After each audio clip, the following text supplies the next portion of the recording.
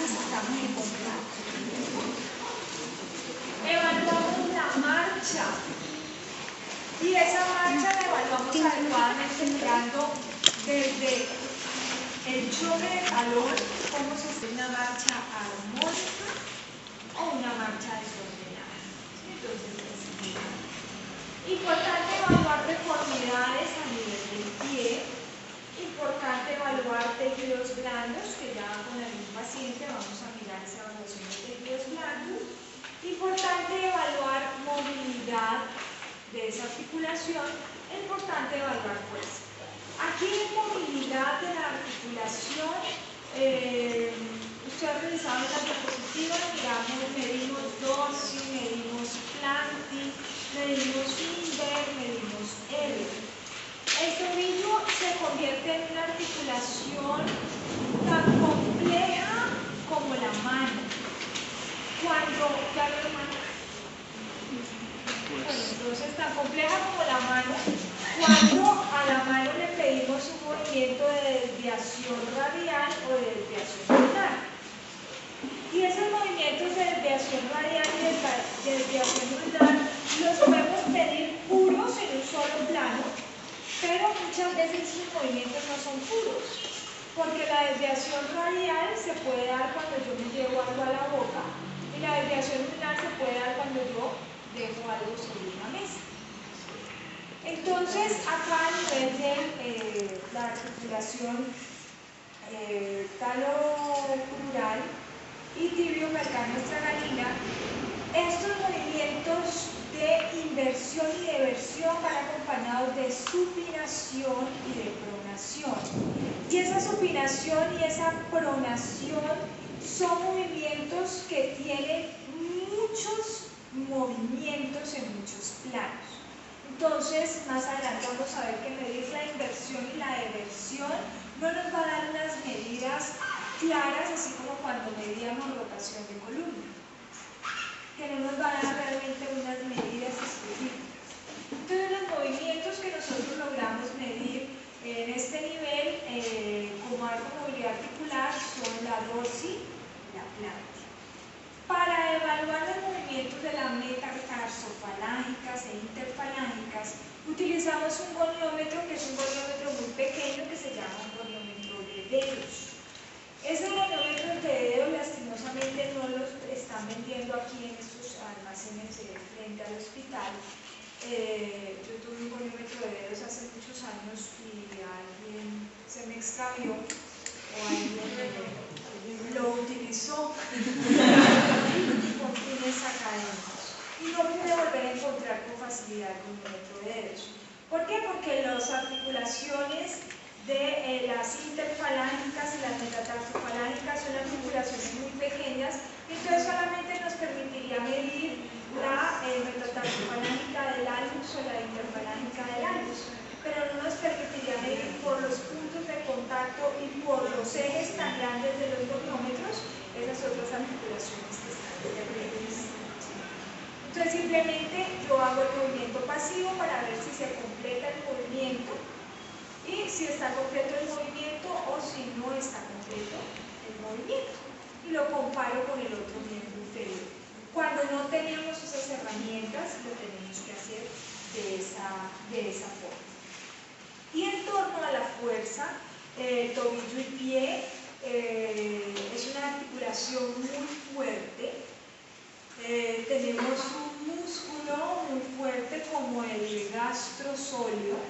Es un músculo bastante fuerte, pero tenemos unos músculos no tan fuertes como lumbricales, como interóseos, como flexores de los dedos, como extensores de los dedos.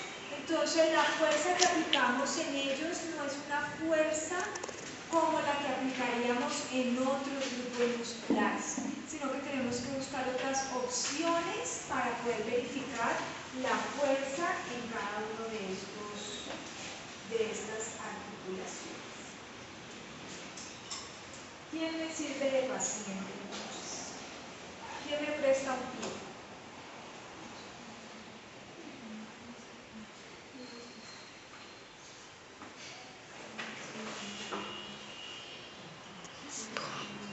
como en este.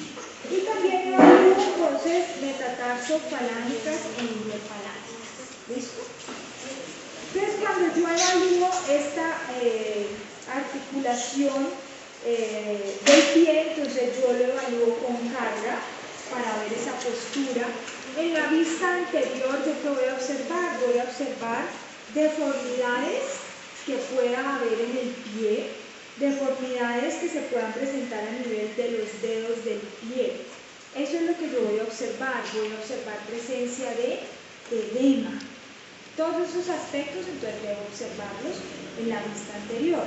En la vista lateral, tengo que mirar tanto la vista lateral derecha como la vista lateral izquierda. Entonces, ¿qué voy a evaluar en la vista lateral? El pie tiene varios arcos.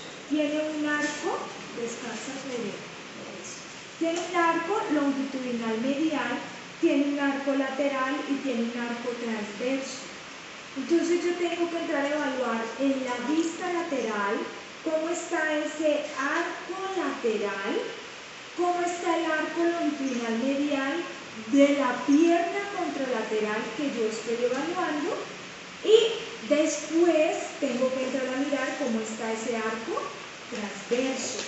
¿Y cómo miro que esté ese arco transverso en carga en la vista lateral o anterior? Porque el segundo metatarso se va hacia abajo y se ven los otros dedos por encima, o sea, como caído. Entonces yo observo que el arco transverso de ese pie está caído.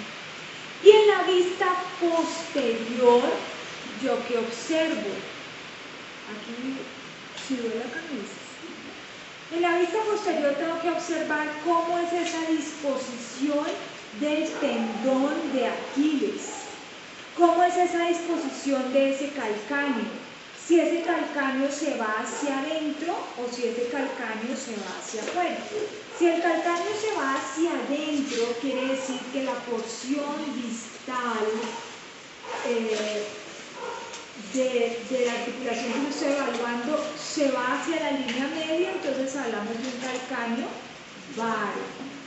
Si ese calcáneo, por el contrario, se va hacia afuera, o sea, la porción distal se aleja de la línea media, hablamos de un calcáneo varo. Y entonces de esa manera yo también evalúo cómo está dándose el apoyo durante la marcha.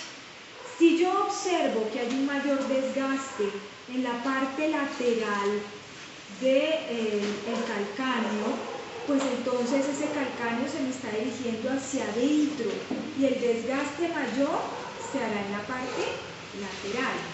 Y si el calcáneo se está desgastando internamente, pues quiere decir que ese calcáneo se me está yendo hacia afuera.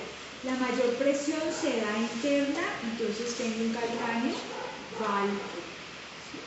Y cuando yo lo verifico en el calzado, pues entonces podré ver que efectivamente hay un mayor desgaste del tacón externamente o hay un mayor desgaste del tacón internamente. Si el tacón se desgasta externamente, no quiere decir que el calcáneo esté válido, sino que hace ese desgaste externamente, pero es porque me está llevando el calcáneo hacia adentro, o sea, un calcáneo en varo. Y si hace un desgaste internamente, me está llevando el calcáneo hacia afuera, o sea, un calcáneo en varo.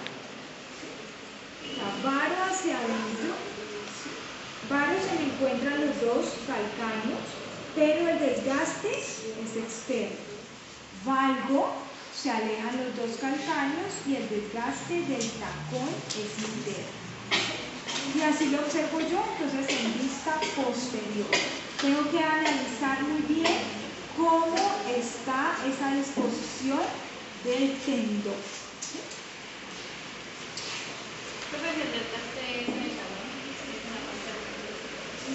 Si el desgaste del tendón, acá me dice no, hay un calcáneo que está neutro, un calcáneo que está alineado. Sí, no hay. Pero regularmente siempre tendemos a hacer un desgaste más hacia afuera que hacia adentro. ¿Sí? Cuando hay un pie normal que tiene que recibir. Es importante en la evaluación, entonces mirar la división anatómica del pie. Tenemos una porción anterior, una porción media y una porción posterior. Tenemos unos arcos, entonces un arco lateral, un arco longitudinal y tenemos un arco transverso en esta zona. Pero también yo tengo que entrar a evaluar unos puntos de carga, que es a nivel del calcáneo, que es a nivel de la cabeza del quinto metatarsiano y que es a nivel de la cabeza del primer metatarsiano. Esos puntos de contacto yo tengo que palparlos para ver qué es lo que está pasando, por qué hay dolor a este nivel o por qué no hay dolor en esos puntos de carga.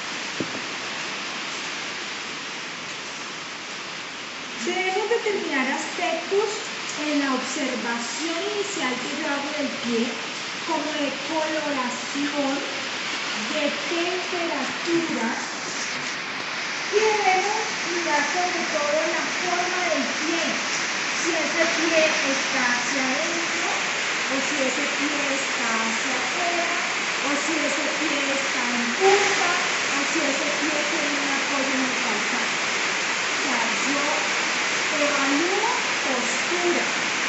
Con la postura evalúo deformidades. Después de evaluar esas deformidades, yo tengo que empezar a palpar y después yo le pido al paciente la máquina para ver cómo camina ese paciente. Hay que tener muy en cuenta de algunos pies donde hay ulceraciones. Entonces hay que tener muy en cuenta eso, porque nos podemos encontrar úlceras que no cicatrizan en pies diabéticos y probablemente la persona no sabía que era diabética. O la persona no sabía que era diabética, pero entonces tenemos que estar a mirar y a proteger ese pie. Que inmediatamente debemos decir, hay pacientes porque si esa herida va avanzando, entonces ese paciente va a terminar en una complicación. Entonces nosotros tenemos que estar aquí muy pendientes de eso.